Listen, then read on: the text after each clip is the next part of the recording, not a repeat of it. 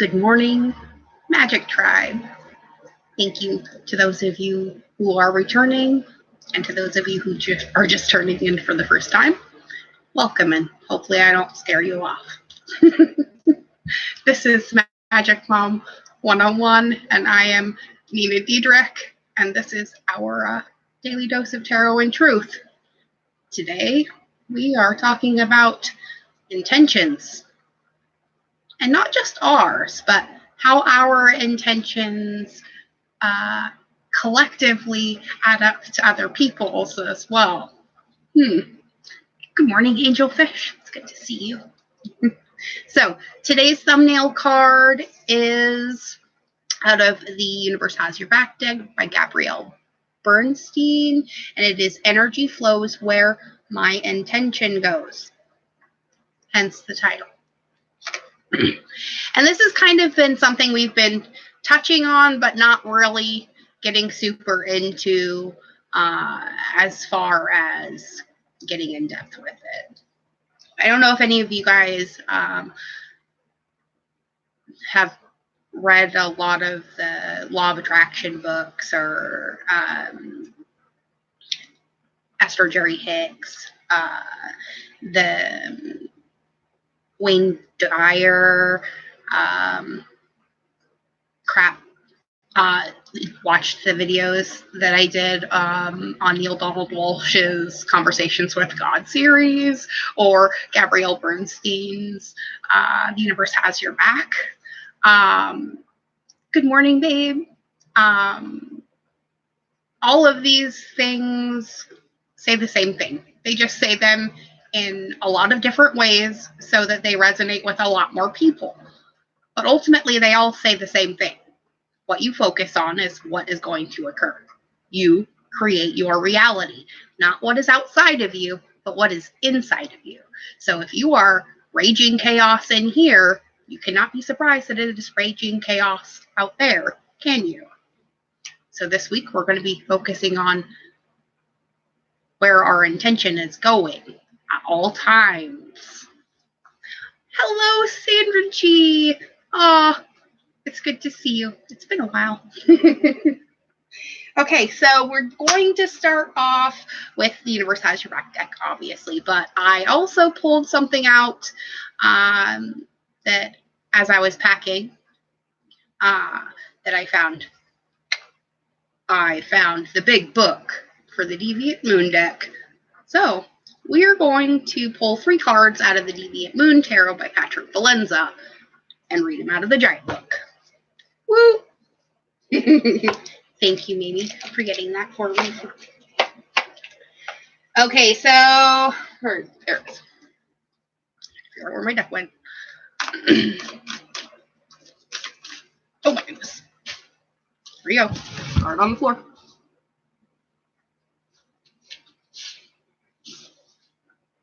I take that back. It's cards. Of course it is. Make sure I have them right side up. And I don't. Okay, there we go. So, I love this one.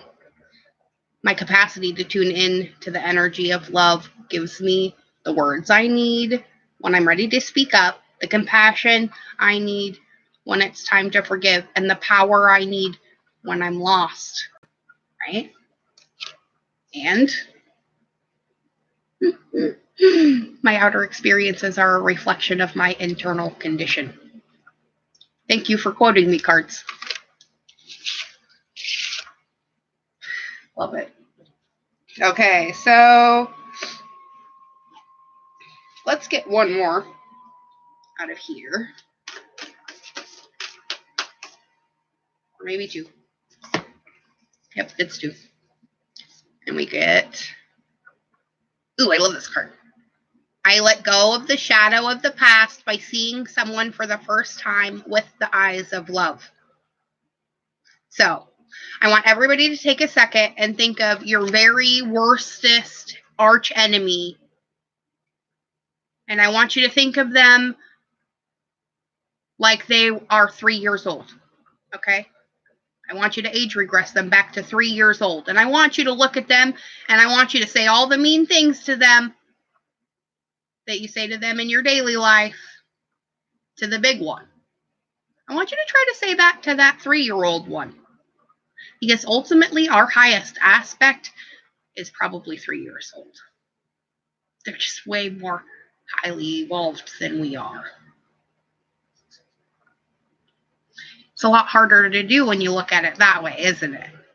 And it's a lot more easy to forgive someone their mistakes when you realize they may just be working without all the information.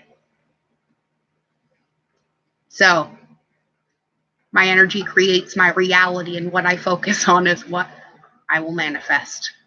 Is our last card out of The Universe Has Your Back.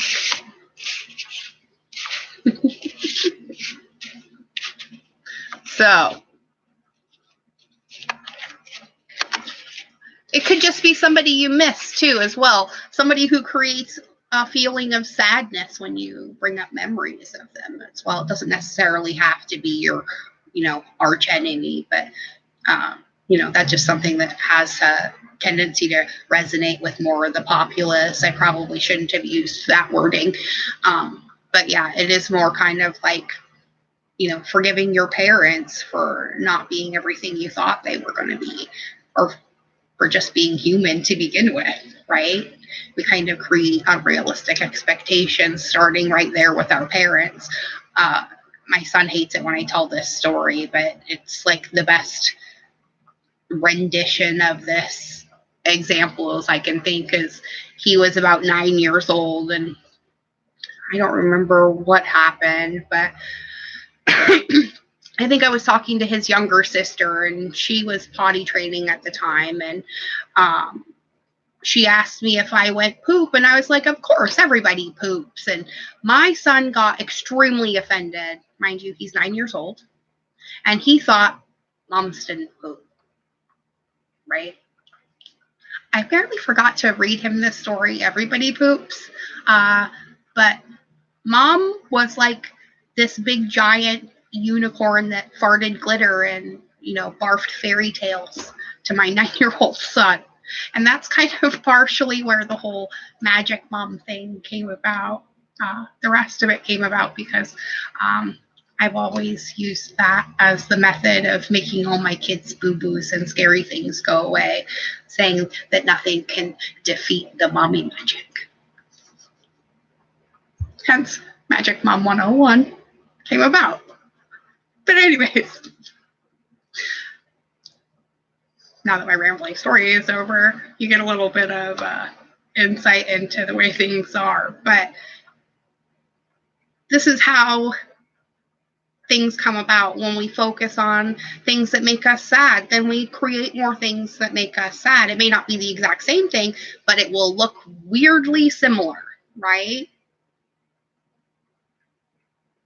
I have a hard time making proper connections, especially with dominant male type men, because my father, ran out on me when I was 6 years old because my mom told him he was a bad dad, and instead of, proving her wrong, he just believed it and took off, and reuniting with him later just cemented that huge disappointment, because I had built up this huge fairy tale about who my dad really was, and then, coming to find out, he was just as human as everyone else. And, it ended up being a huge learning experience for both of us, really. And we ended up going our separate ways just because we couldn't get past that now that my mom's gone, because there's no way to have complete closure in a situation when you can't have access to all of the information, right? And with my mom being gone, it was hard to get all that information. And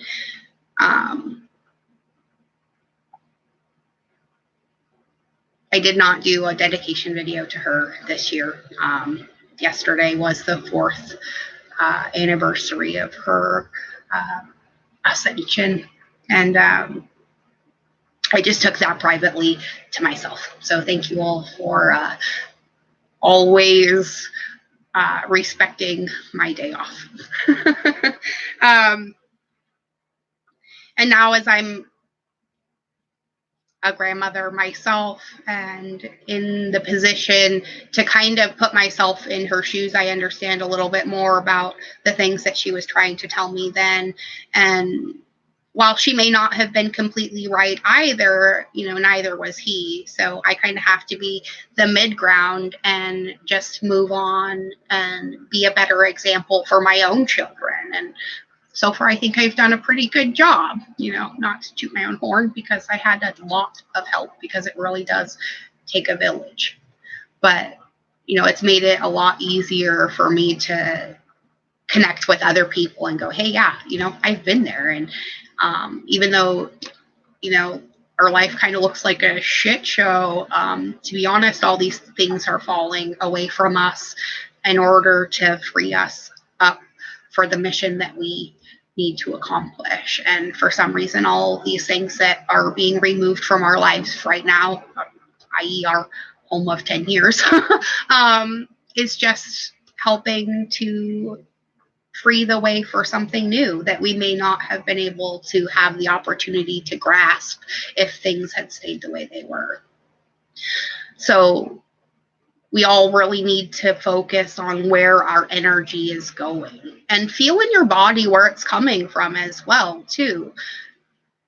Things that are based in fear are going to make your heart race in a way that feels not right. It's not butterflies in your stomach excitement. It's holy shit, fucking run. We don't want that. We want to, that's your body saying, hey, you might be making some decisions here that could be detrimental to your health or psyche. You may want to just turn around and make sure there's no other options before you jump in with both feet. And that's kind of how we have to let go of what we have already been through in our lives, because otherwise we're going to keep repeating those same patterns. And if we want something new, we have to be open to receive something new and not be like, oh my God, no, I can't accept that because I don't know what it's going to be like, and that's scary. I mean, I get why we all do it. We do it every day, whether it's the $5 that somebody wants to give you for a ride, or it's the job offer you got that means you have to take on a little bit more responsibility, but may give you a lot more freedom, and that's kind of, the way it's been going lately for a lot of people. So let's get the Deviant Moon Tarot out.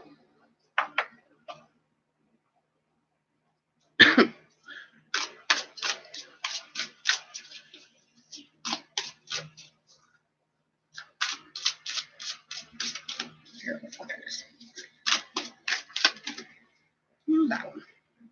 Ooh, we're starting off with the Queen of Cups today. So there is indeed opportunities being presented to you that you may not be seeing. Let's see what Patrick Valenza has to say in the big book. Just so you guys get an idea of the artistry involved in this ginormous book.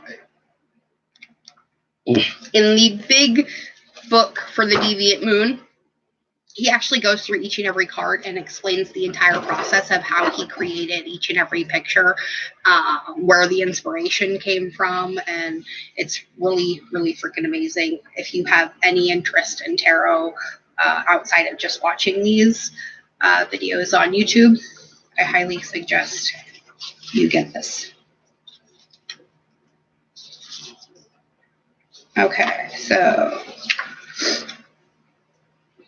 the Queen of Cups card. I'm going to show you the blown up version of it.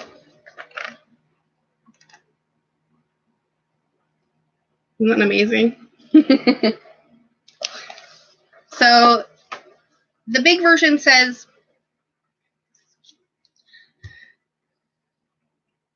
the benevolent Queen of Cups makes her way along the shoreline holding her glorious cup with care. With this vessel, she delivers a drink of compassion to quench the emotional thirst of all her people. and her open hand extends with kindness, ready to catch a drop of water that has spilled over the brim. This loving deed demonstrates her thoughtful nature and shows that she will always reach out to help those in need.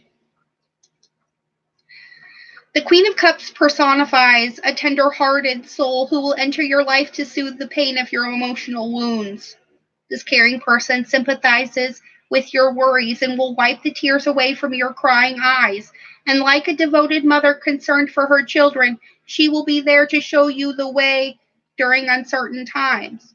She will patiently listen to your problems and offer comforting advice. And the gentle queen may also be asking you to follow in her noble footsteps. Be selfless in your actions and find ways to contribute to the greater good. Make it your mission to replenish the shriveled spirit of someone in desperate need with unconditional love and acceptance.